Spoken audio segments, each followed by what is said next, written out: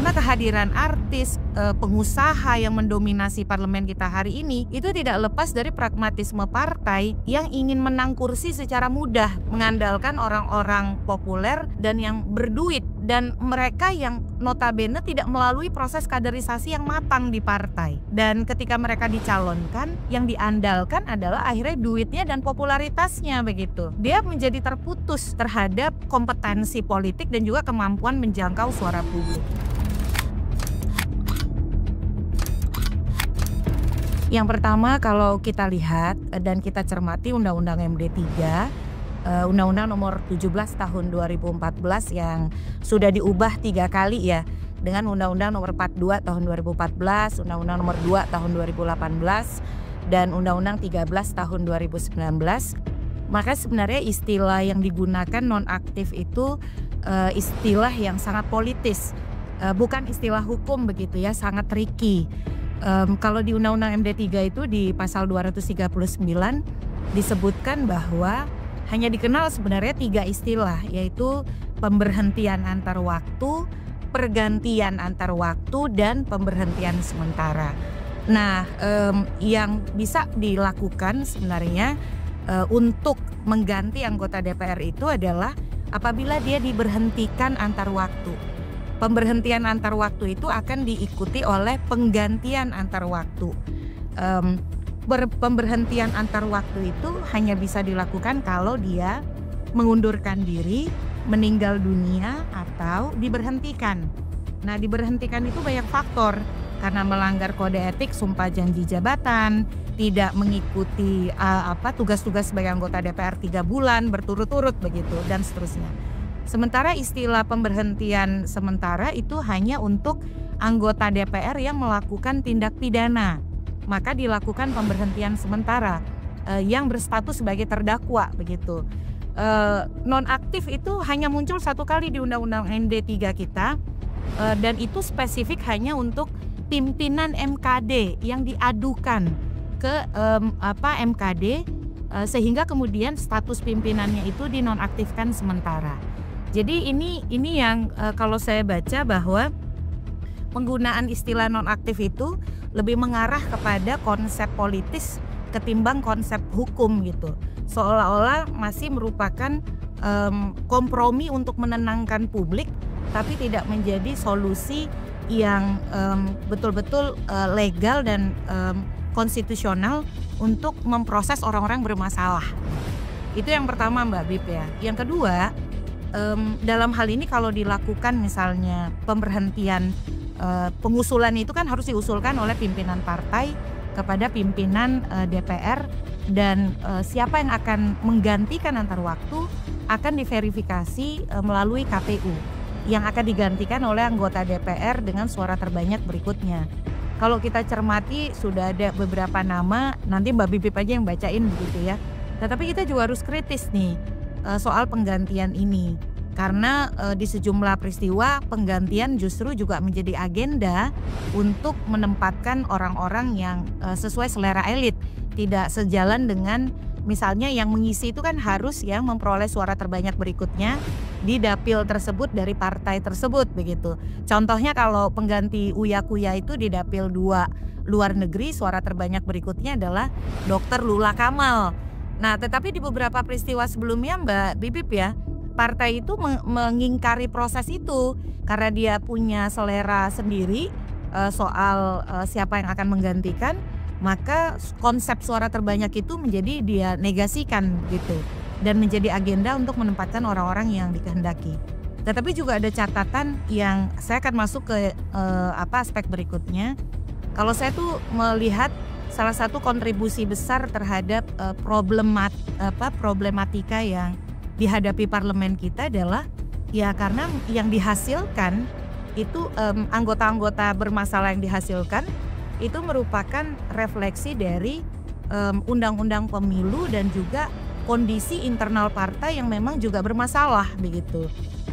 Kalau kita lihat kan pemilu 2024 itu merupakan produk dari undang-undang pemilu yang tidak diubah. Jadi alih-alih pemerintahan Jokowi merespon evaluasi pemilu 2019, malah mereka justru mempertahankan undang-undang lama yang dipakai di pemilu 2019 dengan alasan undang-undang pemilunya sudah bagus, padahal secara faktual ya karena mereka menghindari perbaikan-perbaikan yang bisa mereka lakukan begitu.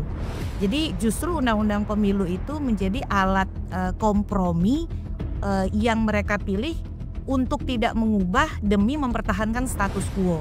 Nah ini yang akhirnya kemudian kita hadapi hari ini, kita tidak bisa mendapatkan pengaturan yang betul-betul terbaik ya, yang bisa menghasilkan anggota-anggota DPR yang sesuai dengan harapan publik. Nah ke depan saya kira yang harus kita dorong yang pertama, kita harus secara menyeluruh mengevaluasi penyelenggaraan pemilu kita. Dan itu mencakup misalnya evaluasi terhadap sistem pemilu. Ada tawaran dari teman-teman masyarakat sipil di isu kepemiluan, Netgrid, Perludem dan kawan-kawan misalnya kita perlu mengeksersis sistem pemilu campuran yang bisa menjadi jalan tengah bagi kebutuhan perwakilan politik yang lebih representatif dan juga pelembagaan partai. Yang kedua misalnya soal serius di dalam membenahi akuntabilitas dana kampanye.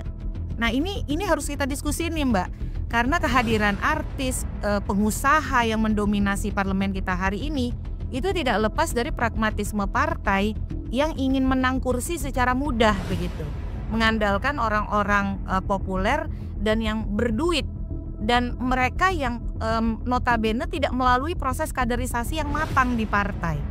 Dan ketika mereka dicalonkan, yang diandalkan adalah akhirnya duitnya dan popularitasnya begitu. Dia menjadi terputus terhadap kompetensi politik dan juga kemampuan menjangkau suara publik. Dana kampanye itu yang paling jauh dari reformasi. Sementara dana itu menjadi bancakan yang kemudian digunakan sebagai pintu masuk untuk para oligarki untuk masuk partai gitu. Jadi itu juga harus kita benahi betul. Sehingga undang-undang pemilu itu mestinya segera dilakukan pembahasan ya, disiapkan naskah akademik dan RUU-nya, apalagi sudah masuk prolegnas 2025, tapi sekarang sudah bulan September. Kalau kami udah bulan September nih Mbak, di sini udah 1 September begitu ya. Naskahnya belum ada, hilalnya belum kelihatan sama sekali. Jangan sampai undang-undang pemilu kembali menjadi alat tukar politik pragmatis karena keinginan untuk menjaga status quo. Nah itu yang pertama. Yang kedua, dari sisi revisi undang-undang partai.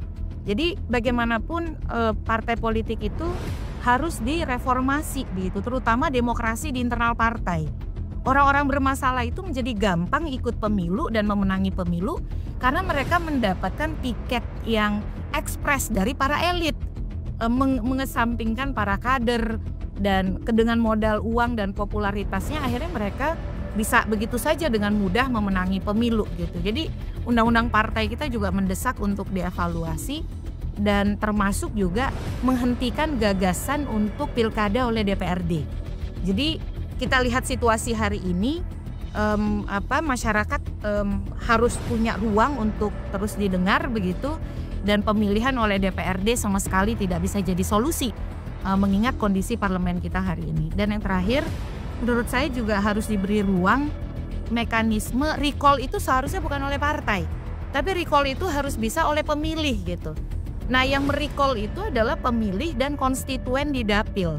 Tapi justru itu yang tidak tersedia hari ini, sehingga kesenjangan antara aspirasi pemilih dan anggota partai yang tidak merasa terwakili oleh anggota dewan itu benar-benar tidak bisa terfasilitasi.